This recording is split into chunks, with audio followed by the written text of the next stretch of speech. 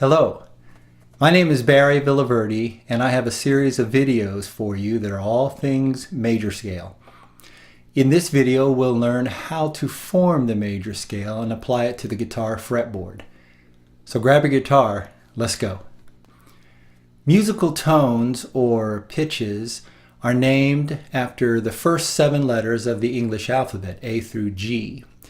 However, there are 12 musical tones across the entire musical spectrum, and they form what is called the chromatic scale. On the chart on the screen, you'll see 12 notes that are separated by semitones or half steps. And on the guitar, a semitone or a half step is expressed by 1 fret's distance. Each of the 12 notes is separated by the same distance, a semitone or a fret on the guitar or a half step. Now you'll notice that in between some of the letters, the regular letters, or they're called natural notes, are these notes that have special symbols by them, and those symbols are called accidentals. There are 3 kinds. A sharp, which sort of looks like a tic-tac-toe box, is an accidental that raises the pitch by 1/2 step. So on the guitar, if you'll notice, I'll just go ahead and take any pitch. Let's take this E. I come up a half step that is raising it or sharpening it. And then there is something called a flat. And the flat looks sort of like a small case B. What it does is it lowers the pitch of a note by a half step. So if I started on this same E, and I go down a half step, then I have flatted it. The third accidental looks sort of like a box that has a line coming up and a line coming down on, opposite sides, and that's called a natural, and what it does, its function is to cancel any sharps or flats. It's worth noting that there are no accidentals between the B and C notes and between the E and F notes, and the reason why is because they are already a semitone distance apart from one another. It is also worth noting that some notes have more than one name. You'll notice between the A and the B is something called an A sharp or also a B flat. By applying this information to the guitar, we can learn then every single note on the fretboard, and that is important in order to form the major scale on the fretboard. Let me give you an example. Let's just take the chromatic scale that we see on this chart, and we'll start with the note A, which conveniently is the 5th string. So if I go up the 5th string in half steps or 1 fret each, I have an A sharp or a B flat, B, C, remember no accidental between those 2 notes, C sharp or D flat, D, D sharp or E flat, E, F, no accidentals between those notes, F sharp or G flat, G, G sharp or A flat, and I've gone 12 notes. If I go one more, I've actually reached what's called the octave. In other words, this is another A, which is a full 12 notes away from the first A. And you'll notice when I play them, they sound the same, except one's just higher in pitch.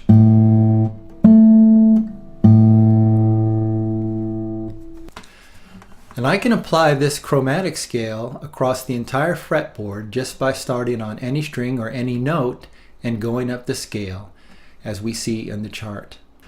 Now that we know the chromatic scale, we can form the major scale.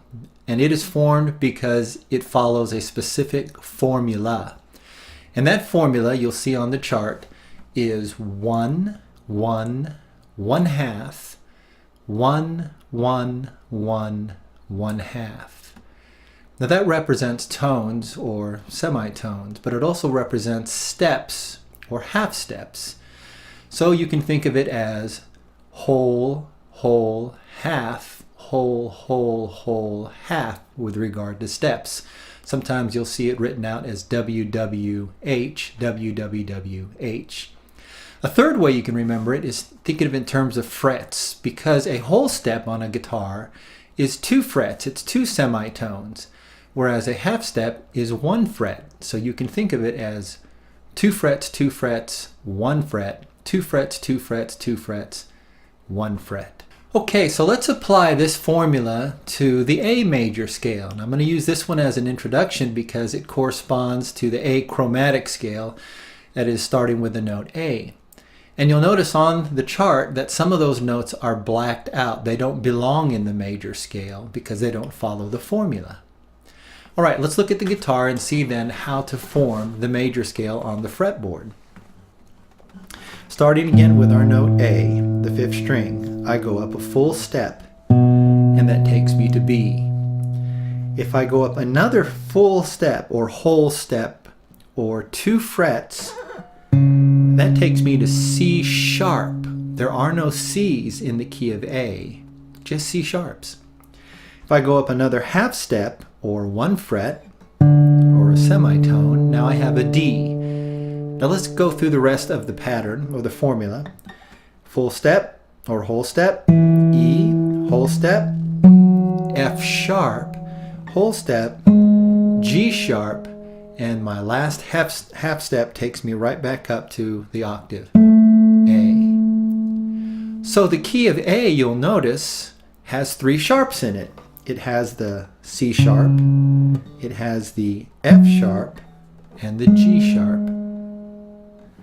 Sometimes when you're reading manuscript music and you see up there by the treble clef that there are 3 sharps, that indicates that you're in the key of A. And if you look closely on where those sharps are located, you'll see they're on a C, an F, and a G, and that's how that all corresponds.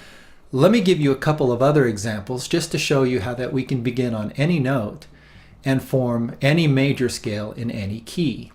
So let's take, for example, this next string, the D, and let's go up the fretboard the same way we did with the A. All right, start with the D, go up a full step, E or a whole step, another whole step, F sharp, another half step, G, whole step, A, whole step, B, whole step, C sharp, and half step, D. So the key of D has 2 sharps in it, unlike the key of A, which has 3. Let's learn one more. How about the C major scale? And we'll use that one because we're not going to use an open string. Let's go ahead and use, for example, the C note on the 5th string, 3rd fret. Okay, let's follow our formula. 2 frets, whole step, or whole tone is a D. 2 frets, E, 1 fret, F, 2 frets, G, 2 frets, A, 2 frets, B, 1 fret, C. So you'll notice the C major scale has no accidentals at all, no sharps and no flats. So whether it's an open string or it's pressing down on some note on the fretboard, as long as I know the name of that note, which we learned from using the chromatic scale, I can formulate any major scale on the fretboard across the entire fretboard, and that's pretty cool. Thanks for studying with me in this video. I hope you learned something about how to form the major scale. In the next video, we'll actually learn a simple way to play the entire major scale across the entire fretboard in any key at any time. And that's pretty cool stuff. If you learned from this video, please subscribe and click on the thumbs up. Thanks a bunch, and have fun playing your guitar.